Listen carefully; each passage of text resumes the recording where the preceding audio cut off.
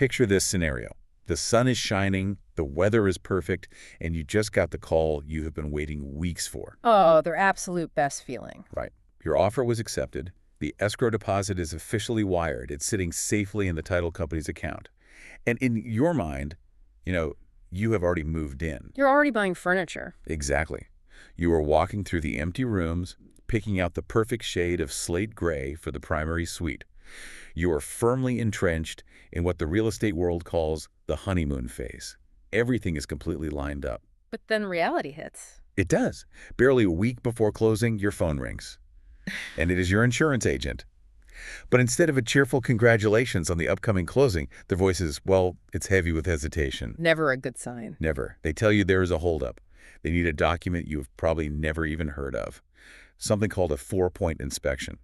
And just like that, out of nowhere, it feels like this absolute dream home is slipping right through your fingers over a single piece of paper. Yeah, that emotional whiplash from complete elation to just sheer panic is, it's actually one of the most common yet least discussed phenomena in the whole real estate process. Which is wild to me. Right. I mean, buyers spend months preparing for negotiations and bidding wars, assuming those are the major hurdles. But the source material we are looking at today, which is this incredibly detailed breakdown by a veteran Florida realtor, it highlights how this specific inspection acts as this invisible barrier. Yeah. It is essentially the ultimate gatekeeper of the entire transaction, and it so often appears at the very end of the process to just upend everything. Okay, let's unpack this, because reading through the author's blog post, I just couldn't help but picture a video game. Oh, how so? Well, you spend months playing, right? Yeah. Gathering your coins, beating all the difficult levels, and you were literally walking up the final steps to rescue the princess and win the game. But suddenly, the floor drops out. You trigger a trap. Yes. You are facing this hidden final boss fight that you didn't even know existed, and if you don't beat it, you lose all your progress. So we are taking this deep dive today to help you master this hidden boss fight before you ever step foot in your next real estate transaction. I love that analogy. Thanks. The goal here is to extract the 3 most critical insights from this realtor's experience, explore the core debate surrounding home inspections, and give you a highly shareable, actionable strategy to use. And the first insight from the text really focuses on the mechanics of why this one single document has the power to tank a deal at the 11th hour. It comes down to a very rigid, unyielding chain reaction. Like a domino effect. Exactly like dominoes. The blog post outlines a pretty brutal reality. Without a passing grade on the 4-point inspection, you simply cannot secure a homeowner's insurance policy. Period. Right. And without that insurance policy, your mortgage lender will absolutely refuse to fund the loan. And without the loan, the transaction is dead. There is no alternative path. It just stops. But, I mean, if this document is literally the gatekeeper of the transaction, why on earth is it buried as a minor line item in the disclosure paperwork? I really have to push back on the standard real estate process here. It is frustrating for sure. Why isn't this front page news on day 1 of house hunting? It feels like the industry intentionally hides a tripwire right at the finish line. You know, they prefer to focus on staging and curb appeal rather than the actual viability of the purchase. What's fascinating here is that the industry focuses on cosmetics because, well, human psychology basically dictates it. The author notes that buyers are entirely captivated by the visible aspects of a property. The open concept layout. Exactly. The custom cabinetry, the natural light pouring into the kitchen. I mean, they are making an emotional purchase. Yeah, you fall in love with the house. But the transaction itself, from the perspective of the lender and the insurance carrier, it rests entirely on a foundation of unglamorous underlying risk. The financial institutions, they do not care about the natural light. Not at all. They care exclusively about their financial exposure in the event of a disaster. So because the 4-point inspection is solely focused on assessing that catastrophic risk, it operates in the background, totally ignored by buyers who are distracted by the shiny finishes until the insurer demands it. We get completely blinded by the superficial upgrades. But this document actively ignores the superficial. Which actually brings us to the second major insight, what this inspection is actually looking for. Right. And here's where it gets really interesting. The source material makes a massive distinction about the methodology of this report. The author describes it as a surgical strike. It is not a comprehensive review of the property. The text is very clear on that distinction, yeah. Because a comprehensive home inspection evaluates the property from the mailbox at the curb all the way to the baseboards in the hallway. It looks at everything. But the four-point inspection bypasses all of that to focus exclusively on four critical systems. The insurer is looking for specific failure points that historically lead to massive catastrophic claims. Right, like fires or major internal flooding. Exactly, and structural exposure during extreme weather events. The way I conceptualize this while reading the post is, well, it's like going to the emergency room after a severe car crash. Oh, that's a good way to look at it. The four-point inspection is the trauma doctor doing a surgical strike on your vital organs. They're checking strictly to see if your heart is beating and your lungs are inflating. They don't care about a scratch. Exactly. They are completely ignoring your sprained ankle or a scraped knee. Doesn't matter how much your ankle hurts, or in the case of the house, that a guest bedroom window doesn't open properly. If your vital organs are functioning, you pass this specific medical clearance. So let's examine the anatomy of that surgical strike, starting with the first of the four systems, which is the roof. In the Florida market specifically, the roof is your primary defense mechanism against severe weather. Right, with hurricanes and summer storms. Exactly. So the inspector is evaluating the age of the covering, looking for missing shingles, and checking for signs of current or past water intrusion. But they are also looking at the remaining useful life. Like how many years it has left. Yeah. If a roof is nearing the end of its actuarial lifespan, even if it isn't currently leaking at all, the insurer views it as a guaranteed future liability when the next storm hits. Okay, so the second vital organ on the list is the electrical system. The post mentions they are hunting for outdated wiring, specifically aluminum wiring or old knob and tube setups. But the detail that really stood out to me was the focus on the electrical panel itself. Yeah, the panels are a huge deal. The inspector is actively looking to see if your panel is one of a few specific brands manufactured all the way back in the 1970s. Why are we blacklisting specific brands of metal boxes from 50 years ago? I mean, if the lights turn on, shouldn't it be fine? Well, the mechanism of failure is what the insurance companies care about here. Brands like Federal Pacific or Zinsco, which were incredibly popular in the 70s, by the way, they have a documented design flaw. What kind of flaw? Under a heavy electrical load, the breakers in these specific panels often fail to trip. Normally, if you overload a circuit, the breaker flips, right? It cuts the power to prevent overheating. Yeah, you just go to the garage and flip it back. Right, but with these blacklisted brands, the breaker stays engaged, the wires heat up inside the walls, the insulation melts, and an electrical fire starts. Oh, wow. That is terrifying. It is.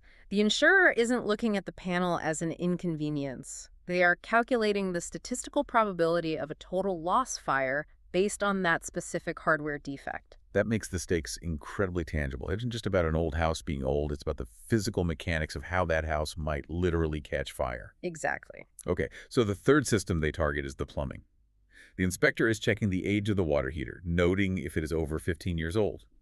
But they're also checking the pipes themselves for a material called polybutylene. Yes, polybutylene. Now, I know polybutylene is a type of plastic piping used heavily in the 80s and 90s, but why is it treated like radioactive material by insurance carriers?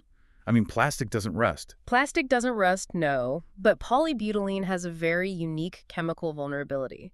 The blog post points out that this specific plastic reacts violently over time with the chlorine and other chemical disinfectants used in municipal water supplies. Wait, the water itself is attacking the pipes? Yes.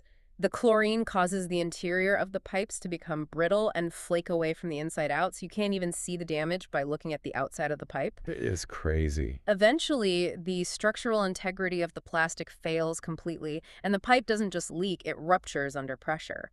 A ruptured pipe inside a wall while the homeowner is at work results in tens of thousands of dollars in water damage. Yeah, ruining drywall, flooring, everything. Exactly, and potentially even compromising the foundation. So you have a pipe that looks perfectly fine on the outside, but is essentially a ticking time bomb on the inside.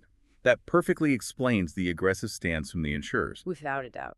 Finally, the fourth point of the inspection is the HVAC system. They are verifying that the heating and cooling systems are functional and properly maintained.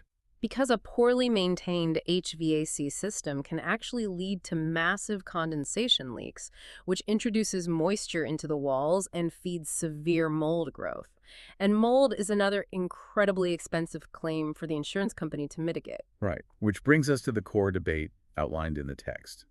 There is a massive disconnect in the market regarding how buyers perceive risk versus how insurers perceive risk. It's a huge problem. Buyers consistently conflate their standard comprehensive home inspection with being, insurance ready. Yes, exactly. They assume that because they hired a private inspector who gave the house a relatively clean bill of health, the insurance company will simply rubber stamp the policy. And the author emphasizes this as the single biggest trap clients fall into.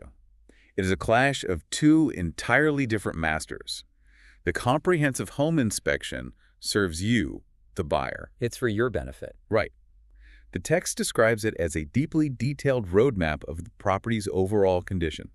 It catalogs everything: cracked tiles in the guest bathroom, a slow drain in the kitchen sink, a fence post that is leaning in the backyard. It's overwhelming sometimes. It is. Yeah. But it is designed to give you peace of mind, and strategically, it gives you leverage. You use that massive report to go back to the seller and negotiate repairs or a credit before closing. But the 4-point inspection serves a completely different master with completely different objective. It serves the insurance actuary. Yeah. If we connect this to the bigger picture, the insurer's perspective is entirely statistical and mercilessly focused on worst-case scenarios.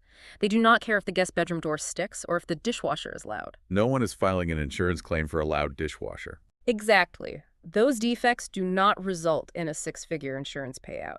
They are looking purely at the binary risk of catastrophic failure in those 4 vital systems. You could theoretically purchase a property with a stunning, newly renovated magazine cover kitchen. Everything in the living spaces looks immaculate. But if the inspector finds one of those 1970s Federal Pacific electrical panels hidden in the garage, the insurance company will look at that specific line item and issue an automatic denial. Just like that. I view it like taking your car to get beautifully detailed. Oh, I like this. You get the exterior wax, the interior vacuum, you get that new leather smell, Yeah. right? But getting your car detailed does not mean it will automatically pass a state emissions test. Nope, not at all. The detailed job is for your comfort and aesthetic preference. The emissions test is a mechanical standard enforced by a totally different audience with a totally different set of rules. The emissions analogy perfectly illustrates the disconnect. A shiny exterior simply cannot compensate for a failing catalytic converter, just as a renovated kitchen cannot distract an insurance underwriter from a known fire hazard in the electrical box. Right. The underwriter is calculating the pure statistical probability of a total loss. Understanding the vast philosophical difference between a buyer's inspection and an insurer's inspection, well, it fundamentally changes how you must approach the house hunting process. You cannot assume that aesthetic perfection equates to structural insurability. And if you're listening to this and thinking, well, I am looking at houses built in the late 2000s, so none of these 1970s electrical panels or 1980s polybutylene pipes apply to me, I'm perfectly safe. Uh-oh. Yeah, you need to hear this next part. Because the third major insight from our source material focuses on the shrinking timeline of the Florida real estate market. The invisible barrier we have been talking about has moved dramatically closer to the starting line. This raises an important question, really. The blog post contextualizes this shift within the current macroeconomic climate of the Florida insurance market. Carrier selectiveness has become incredibly aggressive over the last few years. Extremely aggressive. Historically, the 4-point inspection was a tool reserved for significantly older properties. Right. The text specifically notes that a decade ago, you might only trigger the requirement for a 4-point inspection if you were attempting to insure a home that was 40 years old or more. Which makes sense. It makes intuitive sense. A 40-year-old house has survived decades of wear and tear, settling, weathering.